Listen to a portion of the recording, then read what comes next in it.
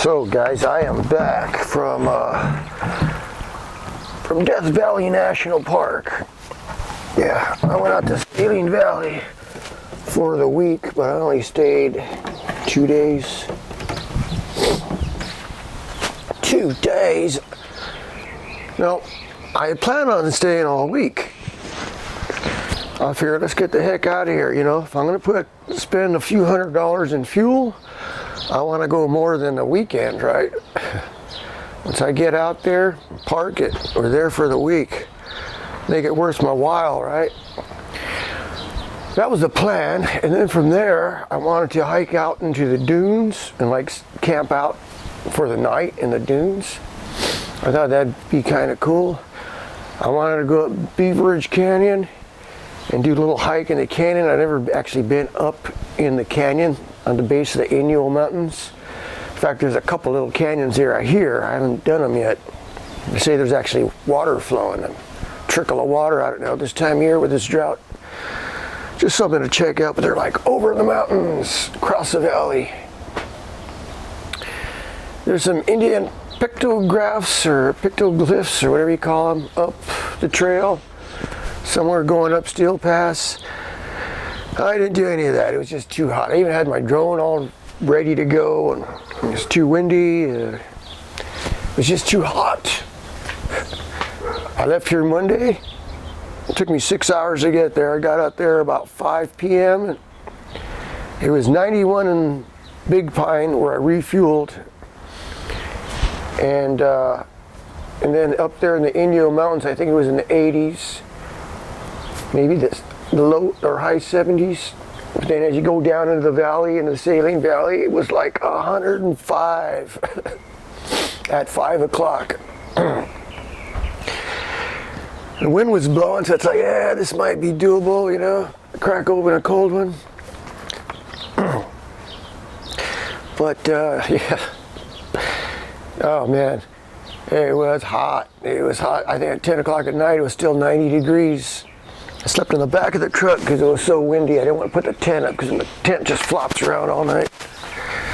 That wasn't too bad. That's okay. The only thing with that is I got to rearrange my load in the back of the truck. I got to rearrange things, place to sleep. Everything went pretty good except Thursday morning I woke up, got up, checked my cooler. My cooler wasn't working. Code E1. E1 code. What does that mean? I didn't have the manual with me. It has a cutoff on here. A cut out. If the battery gets to a certain point, it'll shut off to save your battery, okay? And there's 3 settings on there, so I had it on low, I think. No, I had it on high. So if it gets down to 11.1 volts, it'll shut off. I thought the cooler went out. I had it on high during the day, but with that I got the solar panel. So it's charging the battery as it's running, but at night I should have turned it down. There's a echo economy switch on it. You put it on echo so it doesn't run so hard. Makes your battery last longer. I just had a question right that online from somebody about a fridge freezer.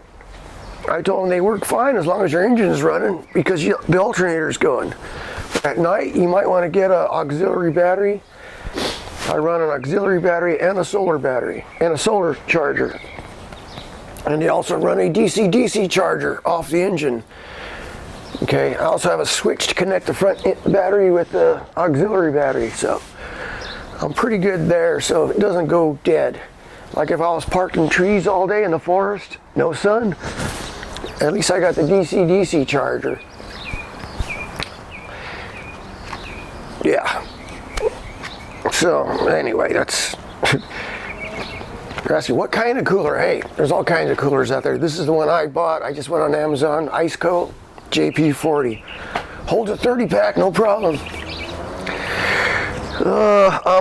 I'm editing some video right now. It's Friday morning. I came back early because Wednesday was 108. Now I'm thinking, man, I did want to stay a few more days, but at these temperatures, what's there to do? You know, 8 o'clock in the morning, it's already 90 degrees. I can't go hiking or nothing. Just sit there in the shade and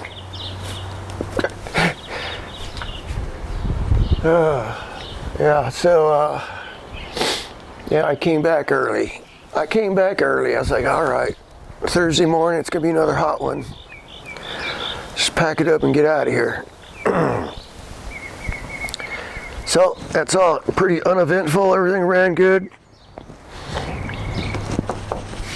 No issues at all. There was only a handful of people up there. There were 3 campers where I was camped.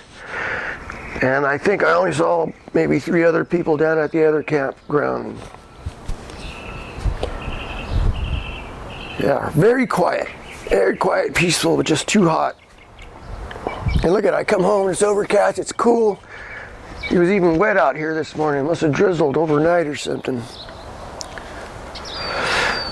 So stay tuned, maybe I'll post some video. I didn't get a whole lot of video of anything worthwhile. I've been out there before, you know. Try to kill time during the day, go for little walks here and there, but like I said, it was just too hot.